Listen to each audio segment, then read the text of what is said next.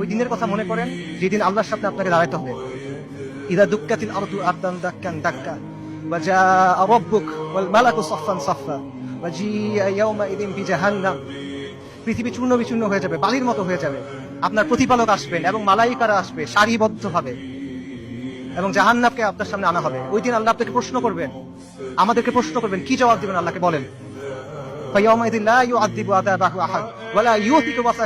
আল্লাহ ওই দিন যেভাবে আযাব দিবেন ওভাবে আর কেউ দেয়া নাই। আল্লাহ ওই দিন যেভাবে বাঁধবেন ওভাবে আর কেউ বাঁধে নাই। কি বলবেন আল্লাহকে তখন? আল্লাহ আপনাকে যদি জিজ্ঞেস করেন তুমি কি করছিলে, আপনি কি জবাব দিবেন বলেন? এই কষ্ট বেশি না দুনিয়াতে আপনার যে কষ্ট বেশি সেটা বেশি? এত কিছুর পরও দেখেন আল কুদসের মানুষ ঈমান, ইস্তিকামাত এবং সবরের কি দৃষ্টান্ত স্থাপন করছে। একজন বৃদ্ধা বলতেছে, আমাদের জান, মাল, সন্তান সবকিছু আল্লাহর জন্য কুরবান।